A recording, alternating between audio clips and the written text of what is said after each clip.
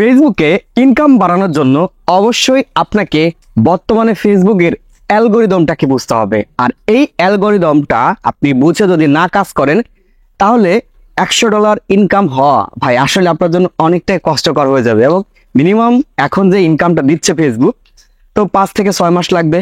তো অবশ্যই আমাদের অ্যালগরিদমটাকে বুঝতে হবে। আর সংক্ষেপে যদি আমি আপনাদের বলি যে অ্যালগরিদমটাকে কিভাবে বুঝবেন, এই অ্যালগরিদমটাকে বোঝার জন্য আপনি ফেসবুকে যে পোস্ট করতেছেন, তারপর যে ছবি আপলোড করতেছেন, রিলস আপলোড করতেছেন, ভিডিও আপলোড করতেছেন, এইগুলো নিয়ে আপনি একটু রিসার্চ করা শুরু করবেন।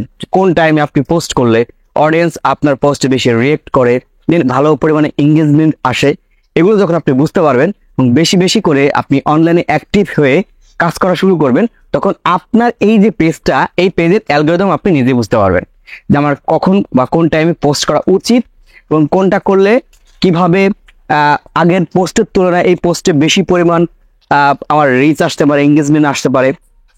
তখনই দেখতে পারবেন আপনার ইনকামটা আস্তে আস্তে কিন্তু বাড়তে থাকবে। এই স্ক্রিনে যেভাবে দেখতেছেন পোস্ট, ফটো, টেক্সট, স্টোরি, প্রত্যেকটা জায়গা থেকে কিন্তু ইনকাম আসতেছে এবং এটা কিন্তু একটা যাত্রা শুরু।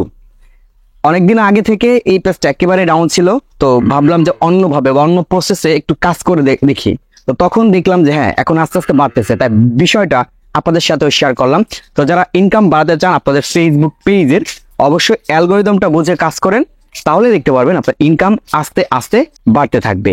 তো এই ছিল আপনাদের মাঝে ছোট্ট একটা শর্ট ভিডিও। আশা রাখি যদি ভিডিওতে ভালো লেগে থাকে, বুঝতে পেরে থাকেন, তাহলে শেয়ার করে সবাইকে দেখার সুযোগ করে দিবেন। পেজে নতুন দর্শক হয়ে থাকলে ফলো দিয়ে সাথে থাকবেন। আল্লাহ হাফেজ।